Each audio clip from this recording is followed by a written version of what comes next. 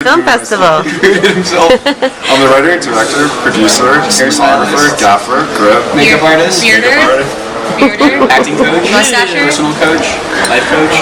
So we've got Molly Shannon, Jeff Baena, Aubrey Plaza, and Matthew Gray Gubler. Yes. Welcome, you guys. Thanks for having me. Sure. Congratulations on the amazing reviews this morning. Really nice. Yahoo. Sounds like the premiere was a big hit. How are you guys feeling today? Spectacular. Yeah? Really excited. Fantastic. We always feel spectacular. Yeah, it feels really, really great. Yeah?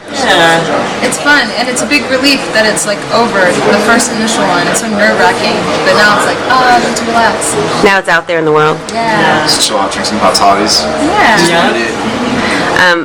By the way, the Jamaican bobsled team was out in the lobby there. Cool running? They're your, For real? Really? they're for real. They're going to the, they're not there now. They're gone. I think they're like crowdfunding their trip to Sochi because they don't have any money, so they're here raising money. It's kind of crazy, right? Sundance is weird. That's what I think. So this is a hilarious wild ride of a movie. What attracted you guys to the cast? What attracted you to the story? The incredible script, The writing. the incredible cast, the writing, and I had a very nice meeting with Jeff. And the blood. The blood as well. I was think thinking the lack of I couldn't, after reading it, it was kind of hard to define it, and that was very exciting. Okay. How about you, Molly? The writing, it was just amazing, and it just really just it was like a page turner, and I loved how real it was and funny. I loved the characters and story. I really couldn't put it down. And then getting to work with all these amazing actors like Aubrey and Matthew and John C. Reilly and Cheryl and Paul. Jeff just assembled the best cast. And then I had a phone conversation with Jeff, and we talked about how you came up with the idea. And I love how he works artistically and really comes from within and then lets it develop from there. I just thought it was really inspiring, and I was excited to get the chance to work with Tell us Jeff. about that. Did she just... You remember that? Our conversation? Yeah. Yeah, I remember I was driving on Santa Monica in Beverly Hills, and I talked to Molly for a little while, and I'm always such a big fan of hers. I mean, from literally one of my favorite sketches in Saturday Night Live history is the Jeannie Darcy thing.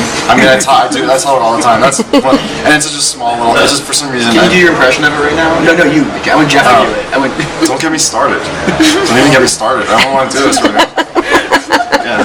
So, yeah, and then Year of the Dog, obviously, and just Molly's amazing. And honestly, when I met with John about the character, for his character, he suggested Molly, and it hadn't occurred to me because, truthfully, when I wrote this, it was all supposed to be within a upper middle class Jewish suburban milieu, and the only Jewish person, for the most part, in the main cast is Paul Reiser. Everyone else is kind of playing semi-Jewish, or maybe not even at all. And so when he said Molly Shannon, at first, it just like something like hit me, like that is completely the right choice. Like she could totally play kooky and warm and vibrant, and she's amazing. So when we talked, it was like a really fun. I felt like I'd known her for a long time, and she's literally the warmest woman or human being or animal, anything, creature in the world, in the universe, in the everything, even at multi-universes. Is there anything warmer than her? Is there one thing warmer than her? What would it be? Probably like the Big Bang is pretty warm. Dane DeHaan's hair, right? Yeah. Oh yeah, They don't want that was a great line. Like, what is it? So tell me where the story came from. Were you watching all these zombie things happen, or what? It's been bubbling up for a while. Let's go to this. This poem really influenced this movie. It's called Eternity by William Blake. And it's, he who binds to himself a joy does the winged life destroy, but he who kisses a joy as it flies lives in eternity's sunrise. So the theme is sort of, if you hang on to something too tightly and don't let it kind of have its own life, that you're going to end up being destroyed by it. But if you just sort of appreciate something as it's passing, then that's eternity. And that was the original title. Yeah, originally it was called Winged Life. Winged Life was the original title. Yeah.